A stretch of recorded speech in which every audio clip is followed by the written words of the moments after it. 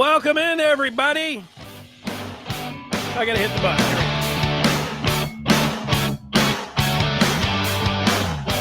And there it is. Good afternoon, everybody. Welcome in on this Friday, this Football Friday. Michigan on a bye week. It's the midway point of the season. They played 6 games. They will play game number 7. Not tomorrow, but a week from tomorrow in Champaign. We're joined by former Wolverine Jerry Diorio to talk a little bit about Michigan, the first half, the bye week, and the second half. What else is there, Jerry? How are you? I'm doing well, Danny. Great to be a Michigan Wolverine. Well, I'm glad to hear you say that because, Michigan's always great to be a Michigan Wolverine. The fans have got their heads down a little bit after the 2 losses. I was thinking earlier today that what it would be like if Michigan had J.J. McCarthy back this year. And I think things would look a lot different, but I think they would be sitting at the break still with a loss. I think they would have lost to Texas, but I think they would have beat Washington. But of course, I think people would feel a lot different about the second half if they had somebody like JJ at quarterback, right? Well, yeah. We don't know if we could. We don't know if we would have lost to Texas with JJ, but that's all. That's all immaterial, right. Really. We have what we have, and Gary, if playing to his strengths. If JJ came back, he probably would have hurt his knee. He'd have been out for the year, and then they'd be in the same boat because that's what happened to him. So you never know. So you can sit around and play that game all day long. But we do have, I don't know if they're games to play, but we do have questions to ask and answer about the second half. Let's see what Jerry thinks about the Michigan second half. You get the big game tomorrow night out in Eugene with the Bucks and the Ducks. Jerry has got some selected plays to look at from the game against Washington, but let's start out with the top news. And I think that Jack Tuttle will be the starter for Michigan in the second half. How different do you think things are going to be if it is Tuttle against Illinois, Jerry? Well, I think they're going to start looking to implement more of the offensive strategy from last year, start doing a little bit more offense from last year. I haven't seen a lot of counter. I haven't seen a lot of power this year. It's mostly been inside zone. I think they're going to try to open it up a little bit more and take their shots and hopefully look like the J.J. McCarthy-led offense going forward. Yeah, it just gets back to that speculation part. If Tuttle would have been there in spring, what would it have looked like if he would have been the starter from the get-go? Davis Warren showed, he had a pretty good arm and can throw the ball away. It was just that the games when he got the pass rush and then start moving around, he started throwing he had the 1 pick in game 1. Then, of course, against Texas, he had 2. And then Arkansas State, what did he have? 3. And that ended up costing him the job. And the game just looked a little bit fast for him. And then with Orji, we've talked about that till we're blue in the face. That game looked a little fast for him, I think, as well. But it didn't in those first 3 drives for Tuttle. Now, it did in the ensuing. You could make a case that it did look fast for him in the ensuing 3 drives. So we're sitting here.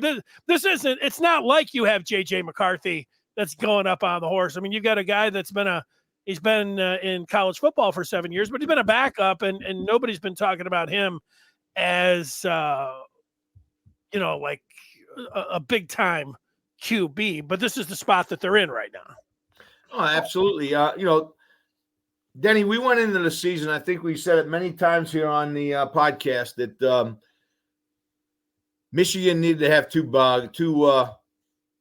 playbooks this year. One for Orji, one for the rest of them. And it looked like that they really only went into the season with one playbook. They really didn't do much with Orji, in my opinion. I don't think they had a lot of design runs for him. I'm still not sure that he's not the best quarterback for our system because at this point in time, we're trying to, my question is, Denny, who are we? Have we found out who we are in the first 6 weeks? And, or are we denying who we are? And so this quarterback situation is going to be a thorn in our side the rest of the season. We're going to constantly be questioning every quarterback that goes in. Every quarterback that goes in at this point in time is going to be questioning and looking over their shoulder. When am I going to be replaced? So the quarterback situation, in my opinion, is as ugly as you can get.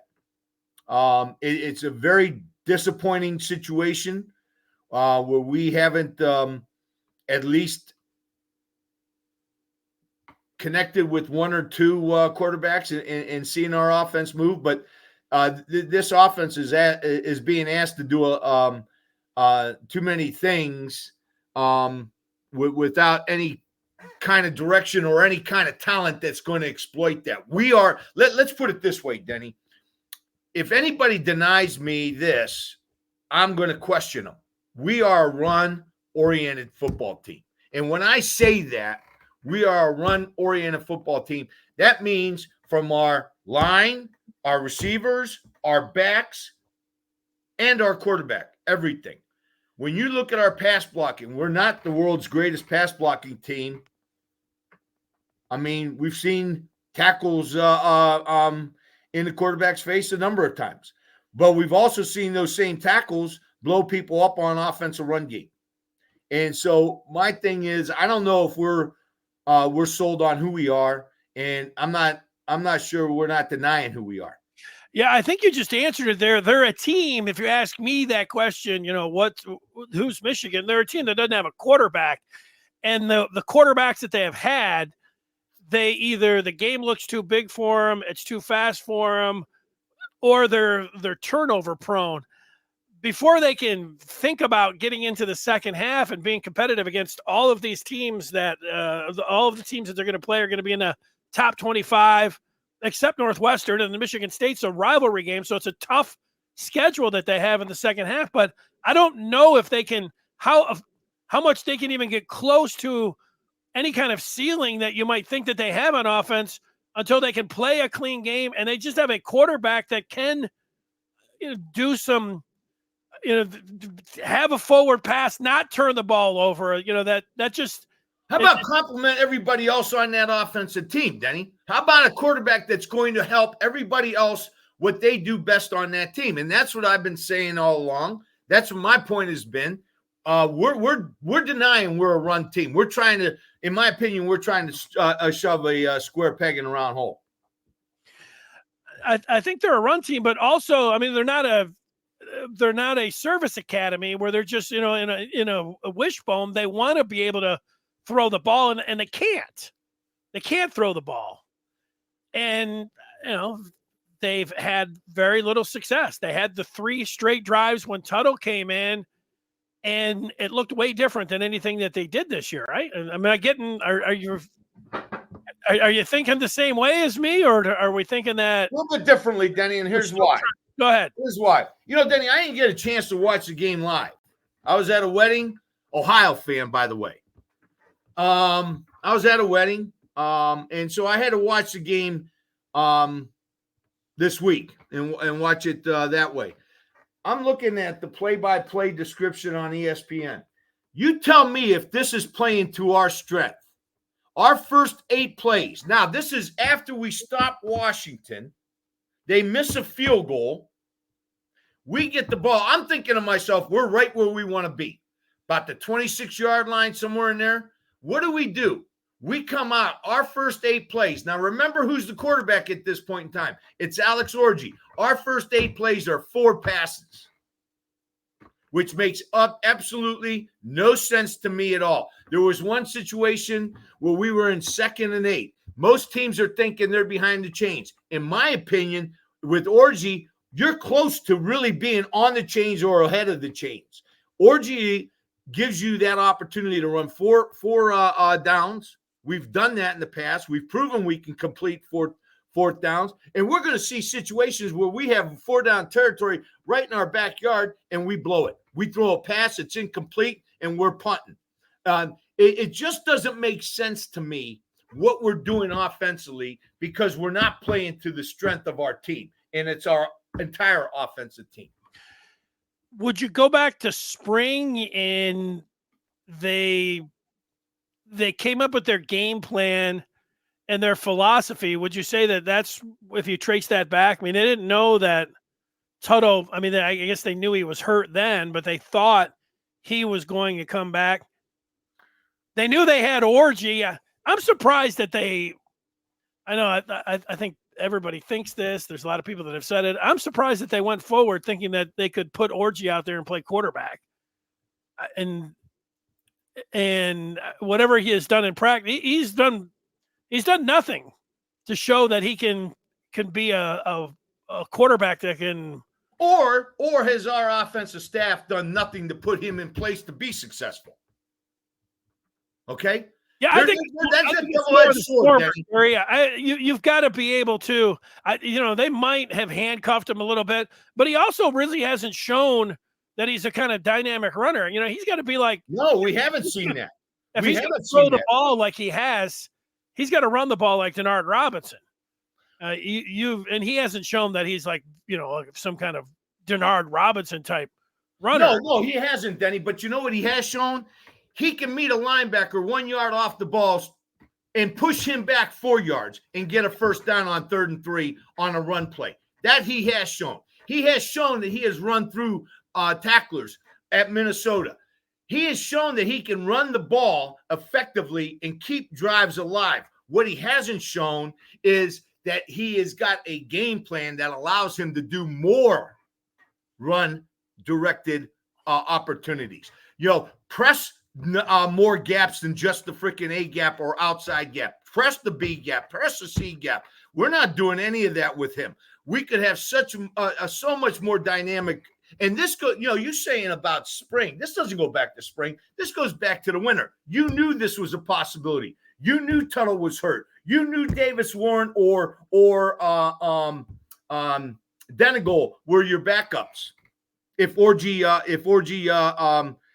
didn't do well. But Orji came out of spring. We were thinking Orji was the quarterback. There should have been a whole playbook designed around him.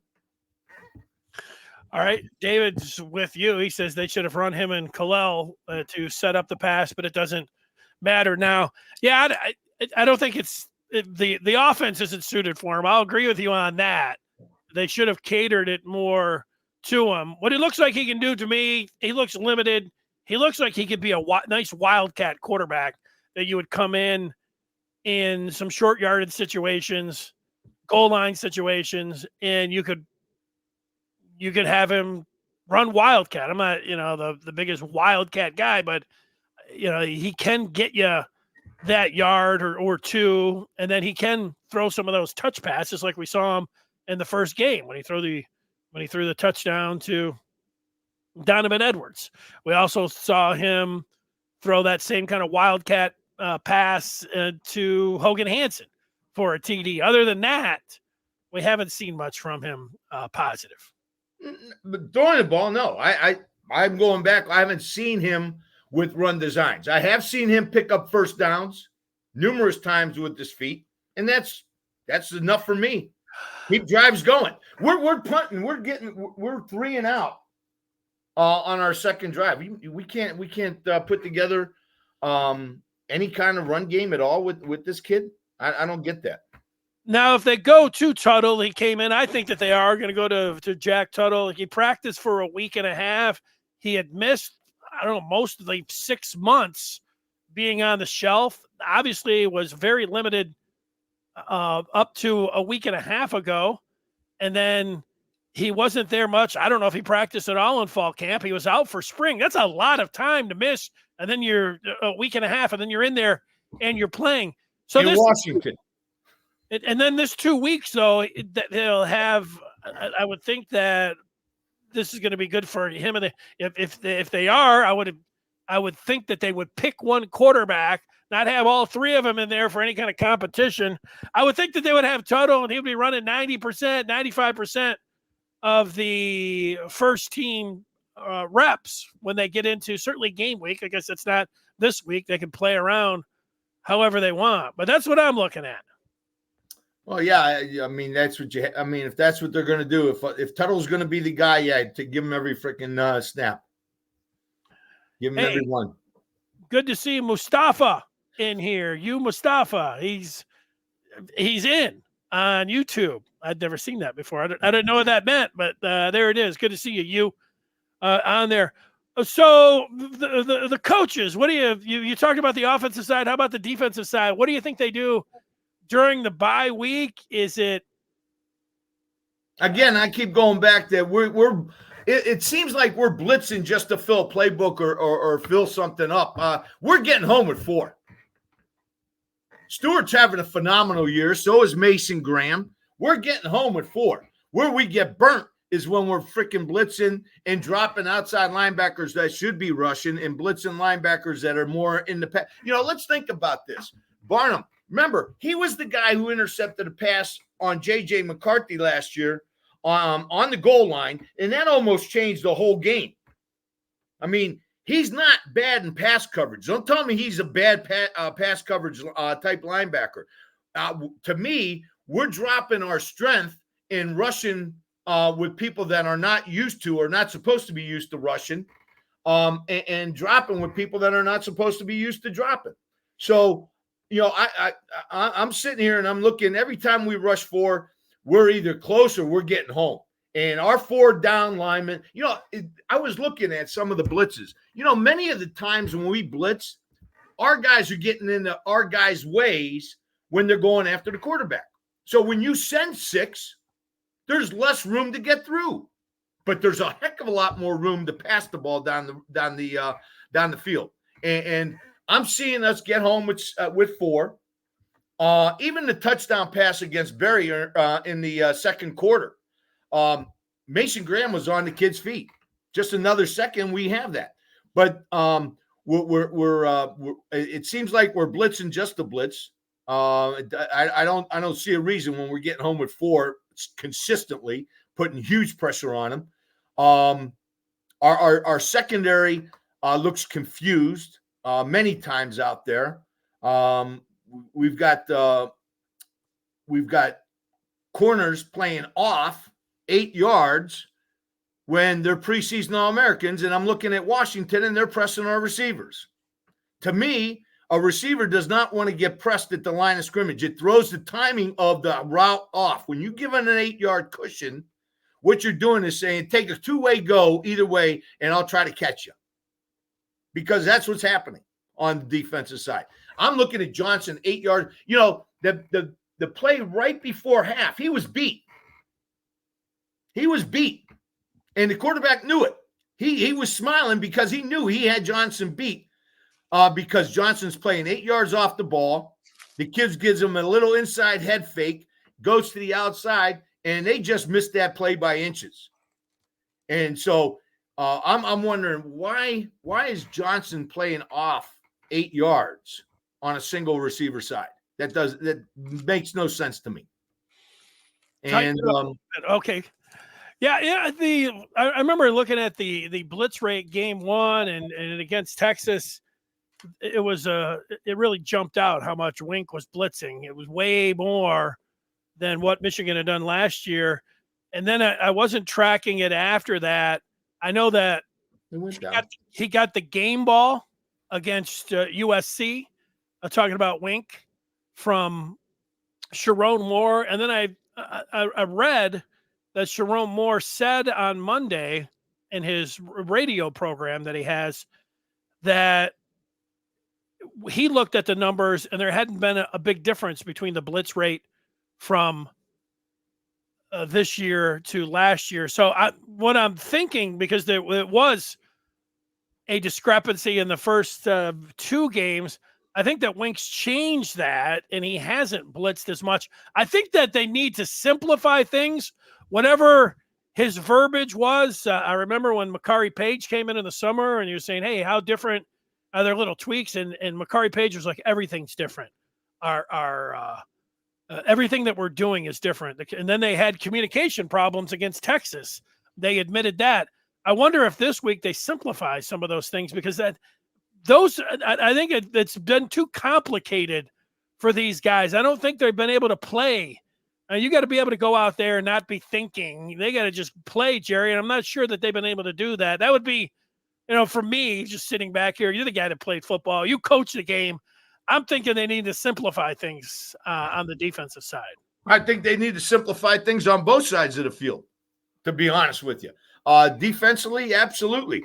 A lot of our issues is in the secondary. And I know we lost a great defensive back coach. He's going to be a defense coordinator here real soon. You got to believe that, in Clinksdale. Great relationship with the kids, great understanding of scheme and how to simplify his secondary. And I don't know if you're telling me that our kids have no understanding or no connection to last year, I think that's a problem. I think that's a huge problem. Why would you change something that worked so well with so many guys returning? They had on the introduction of the game that Michigan only had, 5 returners, and Washington had 2. Yeah. Right? Somebody's trying to sit there and say, we're nowhere near as good a talent as we were last year. And that's on defense. You're not going to sell that to me. You're not selling that to me. In the 2 down positions, we got 3 of our guys back from last year. In the 2 outside edge, we have 2 of our guys back, and TJ Guy is proving to be an animal out there. He is getting home consistently. He's been a great surprise this year. Linebacker, yeah, we lost some good ones, Colson and Barrett. But when you're looking at Barnum and Newhouse what's his name? Number 15. Hausman. I always get that. I think those are good replacements. The secondary we knew was going to be a little bit shaky, but let's not forget, we supposedly had the best corner in college football. So to me, if you got the best corner in college football, that should help all the other safeties and all the other defensive backs. That should take one guy at least out of the equation completely. Okay. And if this whole system is different, maybe that's the reason why we're 4-2 right now. Yeah. And looking at a second half of the season, that's brutal. I don't think Will Johnson needs to play 15 yards off the ball. Put him out there on an island, put him by himself. Jerry, what about this question? I think there's a lot of Michigan fans that think this way because they've lost 2 games. I saw ESPN. I was watching their college football live, and they had put up whatever their number is. Michigan has a 3% chance at the college football playoff. Look, the Tigers had 0.2% chance, and look where they are. But A-Train says the season isn't going anywhere. It's too much of a mess. He says Tuttle will be gone in 6 games. No need to play him. Give the other guys more experience. Now, this is how fans can look at it. Forget this second half. Let's work on next year. I mean, I don't think that the coaches are thinking that way at all when it comes down to this bye week and what they're doing for the second half. I don't know. At what point, Jerry, do you start thinking about, well, okay, let's just get some of the younger guys in there? Well, I mean, we have Ohio at the end of the season, and I don't think we want to go into Ohio thinking about next year with kids that aren't ready to play. Right. I don't think that's going to do anybody any good. I'm not in favor of just shit canning this season. We've got way too much talent. We can come back and get this thing righted. I just don't know if our coaching staff is going to do that. Yeah, and I'm with you. Like that's a fan thing to say. And look, I remember when it was 1998, Michigan had come off winning the national championship. They went to Notre Dame. They lost that game. They came back and lost Syracuse. And I was on the radio saying, hey, you might as well just play Drew Henson now. Forget Tom Brady. He's going to be gone. Henson's the future. And, the Brady ended up ripping off a bunch of wins, and, the rest is history there too. But I'm not saying that, Tuttle's going to, go 6-0 or even 5-1. But you're talking about, throwing this out the window and just working on next year. It doesn't work that way, really, in college football. You can give guys an opportunity here in the bye week, and you can see if somebody can get in there and you can make some changes and maybe play somebody a little bit more. But throwing I can't even think with Tuttle, like Like, are you going to go to Denegal? Or are you going to go then to? Yeah, I'm thinking, well, why not? If you're gonna, if we're gonna have a weekly change at quarterback, let's try Denegal. Well, Oh yeah, that's what it's been. That's what it's been. Give Warren 3-4 weeks to let him throw a few interceptions, and we'll go with Orji. Orji doesn't produce. Let's bring in Tuttle. Tuttle does well, throws an interception, fumbles the ball. We lose by 7. Those were 2 critical errors. Huge errors, huge mistakes. Totally changed the game. And I'm not beating up Tuttle. I'm not saying that Tuttle is awful and shouldn't be in there. I'm just saying that he's not the quarterback for our strength. Are we going to look at our freshman? I'm wondering if he doesn't want a red shirt and stay on the bench, or if he wants to get in there, maybe he might be the. But don't get me started. We have no idea what we're doing at that position right now. Right. Don't get me started on the true freshman quarterback. All right, Jerry, you went through all that. Let me ask you this question point blank. Let's say that Tuttle who's quarterback 2 in Illinois? Who comes in if Tuttle isn't getting it done? If you had to make the pick, who do you think it's going to be? All right. Well, I hope he's ready to come off the bench and give up his redshirt year. You're Jaden Davis. You say Yep. he might be the one. Okay. Yep. Yeah. Well, I would hope that if he was a competitor, that could be the situation, and they could use him. Heck, I think you get 4 games, and you could still keep your red shirt. So if things are going well against Illinois and MSU, maybe they get Davis up, for Oregon if he's ready, but he still wants the red shirt. Is he, not ready to play? I mean, all those kind of things. That'd be a hell of a spot to start him against Oregon. And then you're thinking about going to Indiana and then having to play Ohio State. All of those, all tough. What about, Jerry? Let's look at a couple other things. And one would be, if there is a change, we know that Link has had a hard time in pass protection. Pro Football Focus had Percy, who was in for hitting at left tackle last game. He graded out decently as a pass blocker. How tough would it be? You get the extra week to flip Percy from left to right if Hinton's ready to come back in, and have him as your right tackle. There might be a chance that's going to happen. How difficult would that transition be for the team and for Percy himself going from left to right? I don't know what that's going to do to our run game. I did see Percy get beat on that 3rd and 1. Mm-hmm.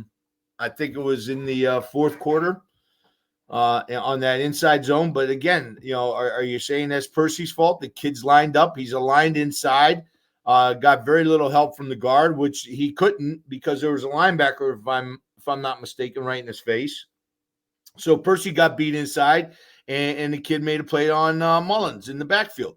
So what are we doing? We're going to give up on Link. And remember, at the beginning of the season, Denny, we talked about this. Did these kids win these starting spots, or did the other guys lose those starting spots? I don't know. I don't know. If you're going to go with Tuttle, I think you might want to try Percy at right if Hinton's back at the left, and go there. I think it's going to take something away from our run game, though. Right. And if you want to be a run team, maybe you don't want to play around and do something like that. So I hear what you're saying. All right. So here we are talking about the quarterbacks, the second half. What about this game tomorrow? You have Ohio State. Teams have not had great success, Michigan included, going from Georgia included. Yeah, going to the West Coast. It's tough to do, to go out there and play. Oregon, pretty good team. Oregon's also getting 3 points in this game. How do you look at this one? Do you like Oregon in this game, or do you think it's Ohio State, Jerry? Yeah. When I mentioned Georgia, it's just as these home crowds have been incredible this year. I mean, they're crazy. I couldn't believe that crowd in Alabama when Georgia went in there. And I mean, I think they won the game in the first half, really, to be honest with you. I think the Washington place was rocking. It was crazy. Sure. Yeah. Right on there, Lake Washington. Is Lake Washington connected to the Pacific? I'm wondering about that. I thought it was. Well, I've been out there, Jerry, and I know that sometimes you're looking and you got the Olympus Mountains and you got Rainier. Yeah, I think it's all. I think the lake right there that the stadium on is connected to the Pacific Ocean. Yes, I would say that. Anyways, I'm not sold on Oregon right now. I know they have a very difficult place to play in for opposing teams. Dylan Gabriel is a good quarterback, but I think Ohio's going to have too many weapons for him. I think so too. The only pause that I give is that I had a friend of mine who is a Michigan State fan. And so he has watched in consecutive weeks his team play Ohio State and also Oregon. And he said from what he saw, Oregon's offensive line and defensive line is better than Ohio State's offensive line and defensive line. That's what he said. Now, that's against Michigan State. If you look at the score, that's differently. I like Ohio State to win the game as well. I mean, they've stacked everything up for this year. They're going after it, and heck, man, they could lose the game and they're still in it. But I think that they look at it. There's a lot of pressure building up on them, but it feels like they will have to go 14 or 15-0. That's the way that they put themselves in. I do think they're going to win this game. I think that Ohio goes out to Oregon and gets the job done. And what's best for Michigan? Would it be Oregon beating Ohio State? So then you'd get a little bit of pause thinking that, okay, if Oregon can beat Ohio State, maybe Michigan can. If I answer that at my own question, if Oregon beats Ohio State and then Michigan plays well against Oregon, well, then I think you're feeling a little bit better about it. What's the best case for Michigan, Jerry? Well, Denny, here what we are witnessing in college football is that you're really never out of it until you're completely out of it. Okay. In other words, Michigan can come back and run the table and still be Big Ten champions. Now, will they do that? Depending on the on what we do as a staff, as the coaching staff, how they prepare these kids and they got enough talent. They have the talent to win. It's just, are we going to be prepared and get after these teams? But that's what we're looking at right now in college football. You're going to have teams with multiple losses competing for playoff spots and competing for big playoff sports, home advantages, bye weeks and stuff. And they're going to have one or two losses. So that's what I think this new format has done. You see Georgia goes out, gets beat by Alabama, and then Alabama comes back and gets beat by Vanderbilt. It looks like home teams are really enjoying this transition into this new era of college football. And but I think Ohio's going to beat them. I think they're going to get beat by Penn in Happy Valley later on, though. Yeah, I wonder for Michigan if Oregon beats Ohio State. You mentioned how tough it is, to play on the road. And then so Michigan has Oregon at home. And I'm thinking, well, Michigan could play Oregon tough.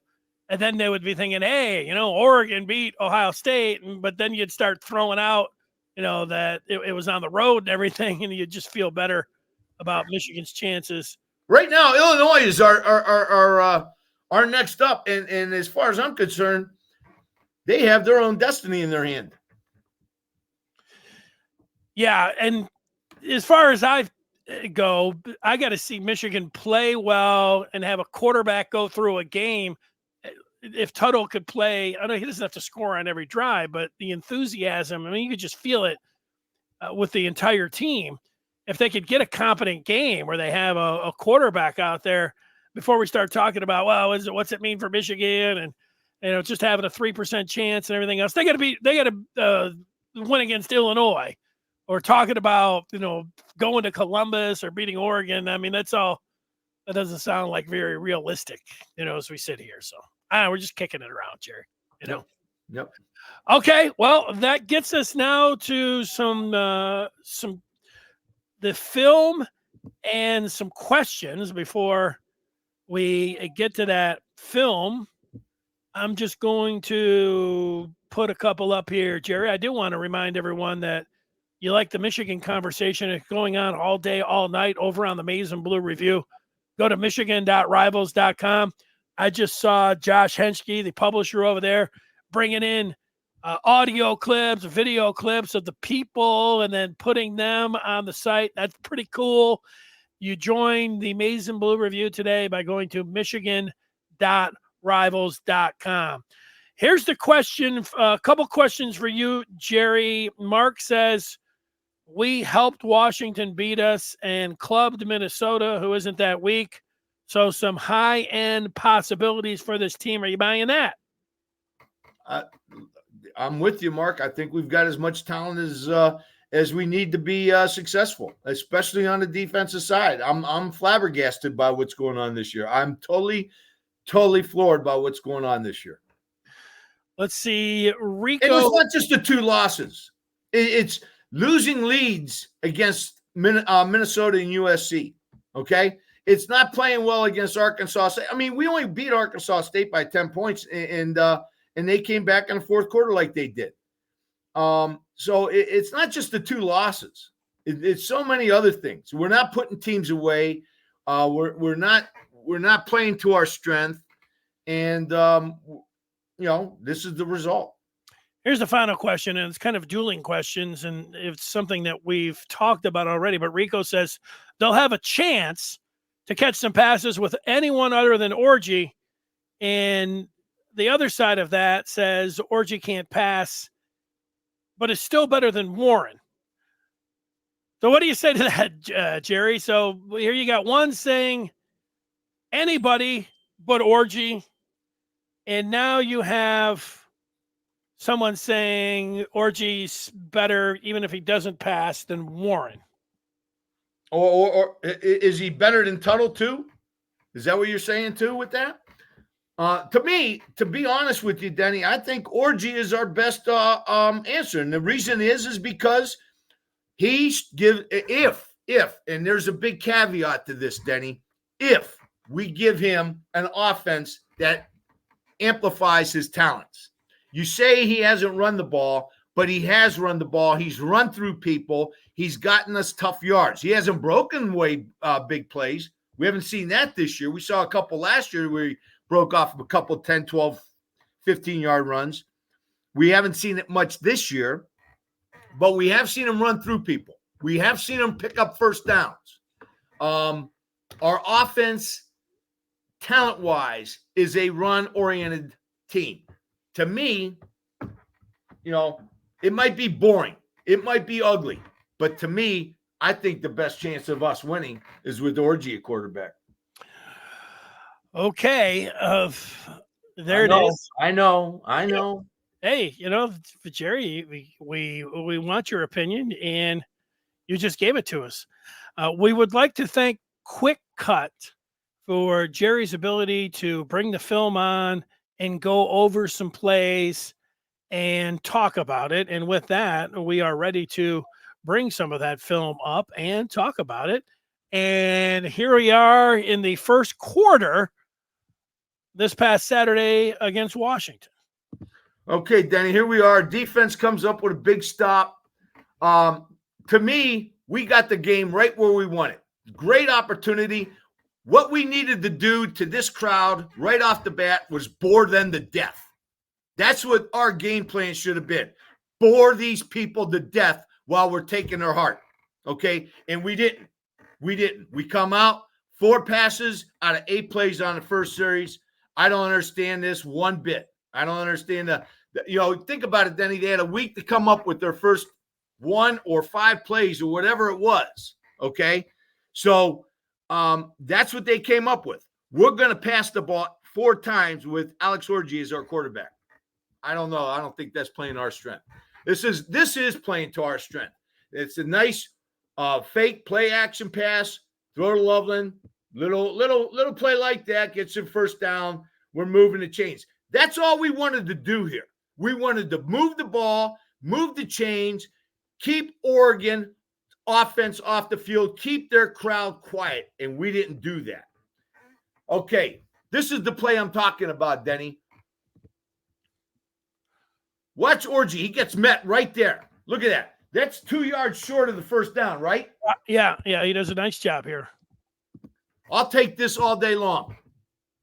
That's a linebacker he ran over, Denny. That should give you confidence as an offensive coordinator that I can run the ball with Alex Orji against this team and pick up 3-4 yards without question.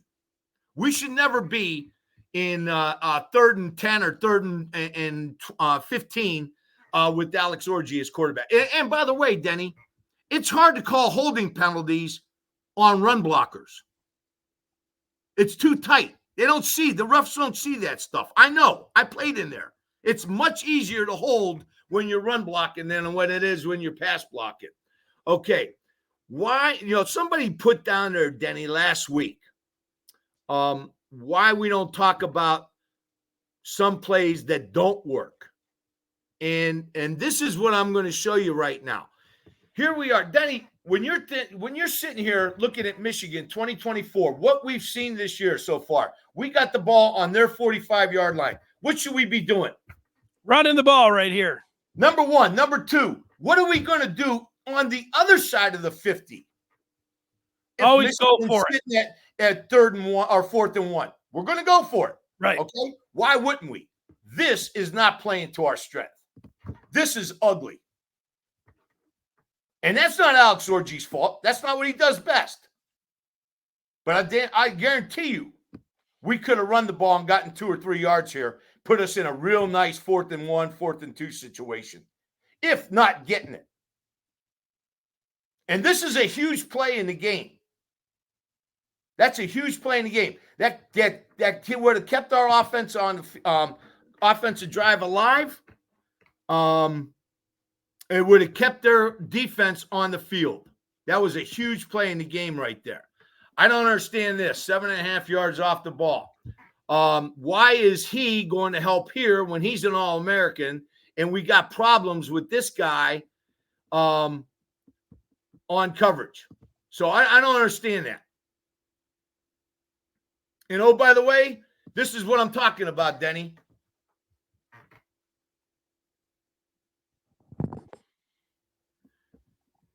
Here's our rush.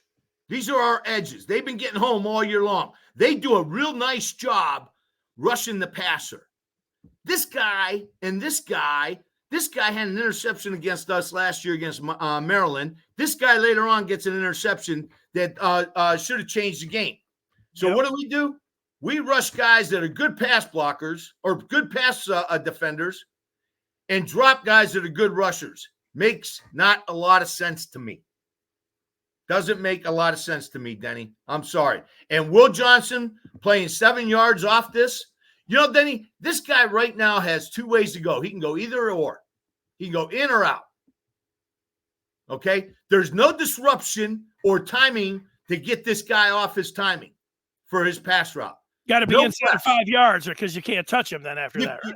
Well, you can touch him in college football. You can't touch him in pro football. But this is unbelievable to me. 7.5 yards off the ball, off of a receiver that doggone well he can cover. What you're saying after 7.5 yards, he could put his hands on the. Oh yeah, he can do that. He can do right. And that's what I thought. I don't think there's any 5-yard rule in college football. I've never seen it. I thought there was. I could be wrong. Okay. So, but I don't get that. I don't get that one bit. Okay. Now I wanted to point this one out, Denny, and this is why. As a defensive coordinator, I'm teaching my guys to key their keys. Okay. All right. If the guard pulls, fight over to center. If the guard pulls, you got to be over on this side. So let's look at this play. The whole offensive line and the back go that way. You mean to tell me we got nobody keying that? Yeah, they didn't do a very good job on this. That's as ugly as it gets. Flea flickers are hard to come by. Flea flickers are hard. Watch this. There's 10 guys, 10 Michigan guys over here. Look at all the Washington cavalry over here. There's no reason why we shouldn't have at least a linebacker or a lineman going with it. I mean, they got to have some key that's going to tell them, hey, this is where the ball's going. I don't get that. Wow. All right. Second quarter, 3rd and 1. This should be an Orji package right here. This should be an Orji run. Okay, we're gonna fake. We're gonna give the ball to Mullins, but there's no reason why Orji can't pull out. Now I'm gonna mention this real quick. Why can't we arc out here on these guys and reach somebody in here? Okay, that's what a design read option is. Okay, when you're arcing on guys that can take the quarterback. And reading a down lineman. So what do we, this is an Orji package right here. But without Orji in there, very little threat to come out the other end. Okay? Another good run by Donovan. We are a running football team, folks. That's who we are. Inside zone for another 30. How many inside zones have we busted for touchdowns this year? And we should have had another one. Donovan slipped. But here's a great job by Bredesen right there. Getting inside number 5, kicking that out. Offensive line comes up Denny, what inside zone is really it's a trap. What the linemen want is the defensive lineman to get upfield and penetrate and get havoc. But what inside zone does is it pins them out. And that's what gives you running lanes right underneath it. And Donovan has great vision here. Patience, and exploits it. Great run. Yeah. Look at that hole. Look at that hole. I mean, there's nothing but grass there. Now, we're a running team. I don't know why we don't have a running quarterback to really enhance it. Now, you could say a passing quarterback's going to enhance it too. Okay. But we're looking at a quarterback that was not slated to start. I don't think that's a quarterback that's going to enhance a running game, in my opinion.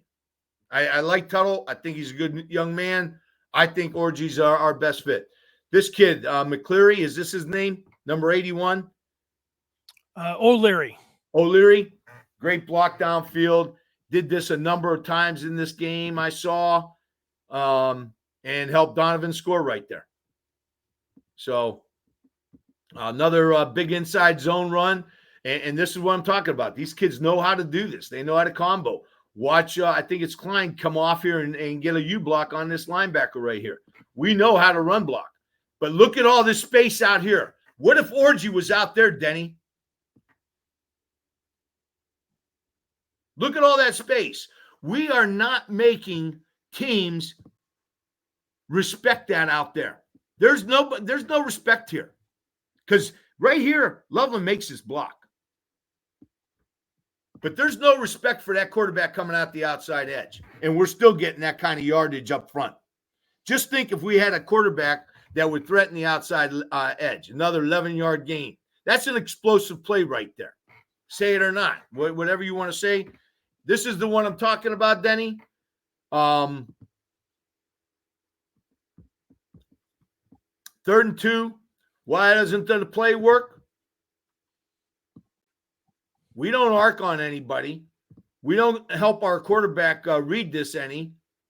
And what do? We put Percy in a bad position. Watch him. This is Percy right here. Right underneath this bubble. He's going to try to get inside this defensive tackle without much help. Good luck. Because you see that. Preba's got somebody in his gap. He can't help. So there should have been a read out this end. Yeah, that's hard to do, isn't it? Get over there and get the defensive tackle. You're going to try to cut off a 3 technique inside you where we're running the ball. We're running inside you, and we're asking you to get inside a 3 technique when all we have to do right here with these two is block out and give him an opportunity to read and come out the other end. But there's no respect. There's no respect for that. They're just going to slant right into the play. And it's much, much more difficult to run the ball when you're looking at that kind of stuff. Zapata has been outstanding all year. Great job. I don't get this. This is the one I was talking about earlier, Denny.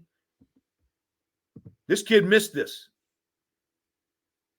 He's beat. He's beaten. Watch him. He knows it too. Oh, they didn't show it. On the other film, they did show it.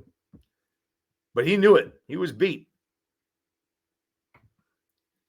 Okay. We catch him in man. This is a great throw by Tuttle. Yes, he can give us this. He knows how to do this. 3rd and 10, great play. I'm wondering why we're 3rd and 10, though. That's my question. Walker with a big reception. That's awesome. Okay. Now I think this is where we arc. Why didn't we do this with Orji? That was my question. Nope, we didn't arc. But we did run it with Tuttle. Now, my thing with Tuttle here is I think he's too wide instead of attacking the line of scrimmage. You see what I'm saying, Denny? He should be right down here attacking the line of scrimmage this way instead of running out and then up. Does that make sense? Yeah, I don't think that See how that space right there? He was lucky to get that. He was lucky to get that. But Orji runs that number 3 over. I guarantee you that, Denny. This is a great play by the offense. I think this is O'Leary again. Coming down, cracking. What he does is he brings the corner down with them. So basically, in essence, he takes 2. He takes 2. Easy pass. You can't tell me Tuttle can't do that or Orji can't do that. I don't know. I think he can.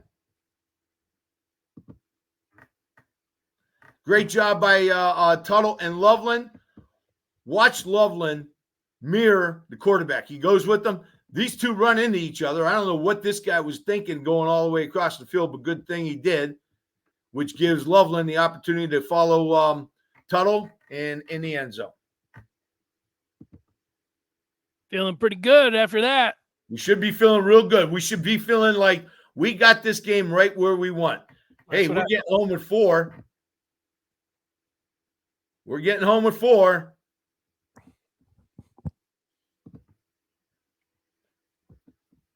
Sending 6. Down the gut. Down 4. Interception. Nice. That was nice. Down 4, Denny. We're dropping 7. It's a lot harder for a quarterback to find somebody with 7 dropped instead of 5. Especially when he's feeling it from the 4. Yeah. Especially when he's feeling it from the 4. And he's not a runner. He's not a runner.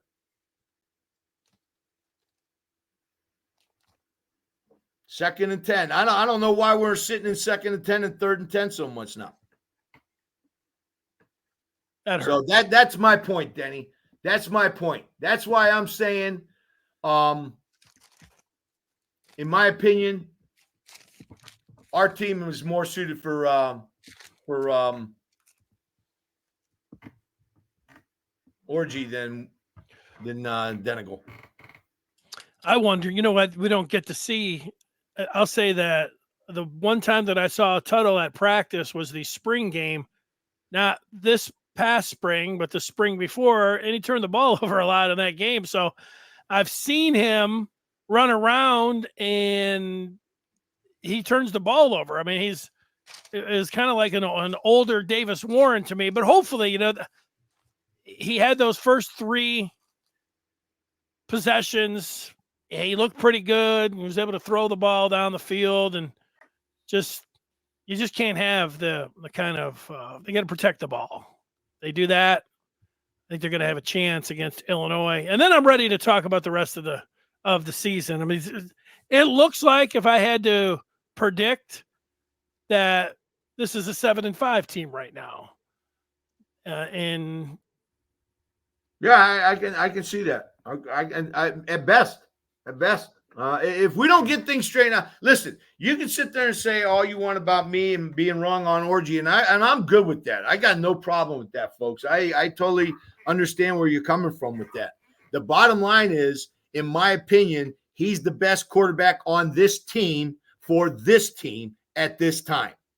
That's my point. We can try to throw Warren in there and Tuttle, and we're going to keep turning the ball over, I think. And that's not something we need to do. We got to go into Illinois and completely shut that crowd down, take them out of the game. And that's what we need to do against Washington. We had a great opportunity, and I just don't see us playing to our strength. All right, Jerry, what do you have planned for the bye week? So I'm asking you your plans for tomorrow. What are you going to do? Well, I'm going to watch my granddaughter play some soccer, I think. Okay. That I'm really keyed up for. And then I get to watch Texas and Oklahoma in the Red River rivalry. That's always fun to watch. 3:30, yep, for that one. And then we'll check out Oregon or Ohio. No baseball for you, though, huh? Oh, yeah, I absolutely got to watch the Tigers. When do they play? Tomorrow, right? They do play tomorrow. I thought it was at 3:38, but I'm just getting the notice from Hadley, who says that they have moved the game up to 1:00, which is I going just to. saw that. Oh, you saw that. Mm-hmm. That's going to ruin my. Yeah, there it is, 1:08. I was going to go see my mom tomorrow morning and then figure out that I could stay there till early in the afternoon and get back for the. I'm going to address something that Mark is saying. How did we miss the quarterback from Indiana? Halp, I think his name is, or something like that. Yeah, he was at Ohio, the real Ohio. U. Yeah. Ohio U. Yeah, and I saw him. I saw him when my son was at Western, and I also saw the kid from Toledo. And I don't have an honest answer for that, Mark. I can't say. The only thing I can think of is we got back so late from the national championship run that he was already gone, or everybody was already offering him and getting him ready to come in.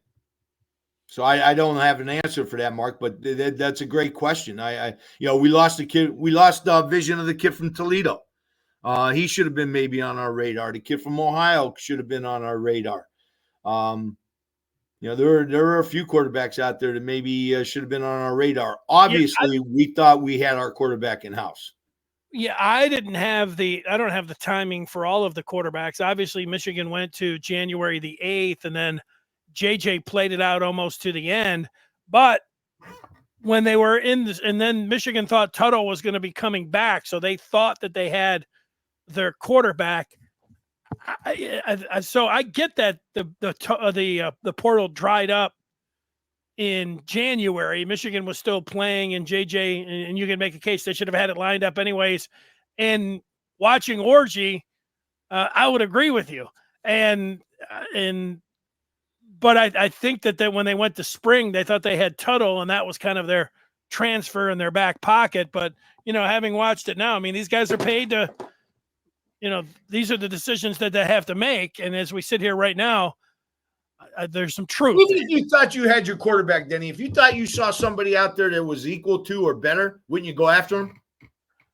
Well, you're thinking about then other guys are going to transfer. So I think that's what, if you come out and you bring a quarterback in and Orji sees that, maybe he's going to look, they thought, I would have gone after one from what I've seen. Yeah. I mean, I think that they really believed in Orji.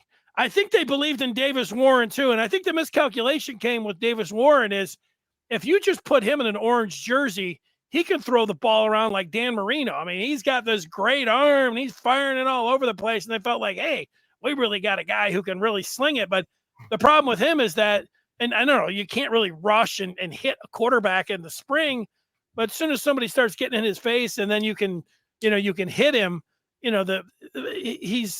wasn't ready for that. And so they miscalculated on that. Obviously with Orji, it seems like they've miscalculated as well. So I don't know. That's my thoughts on it. This is where we are, Denny, right now. I mean, at the end of the day, it's leadership. Let's go Tigers. I agree, and it's leadership. We always used to say as a coach, what you see on the field is what you're teaching. If you don't see effort, if you see lackluster effort, not getting to the ball, not finishing blocks, that's being coached. Okay. When you see people dominating, doing things right, that's being coached. Okay. So what we're seeing right now, you have to assume is what's being coached. I'm with you. All right, Jerry. Well, have a great day tomorrow. Enjoy your weekend, the bye week, and we'll talk with you coming up next week. Hail to the victors, Denny. Smash that like button. We enjoy that and the 5-star reviews. You know that. For Jerry Diorio, Dennis Fithian, have yourself a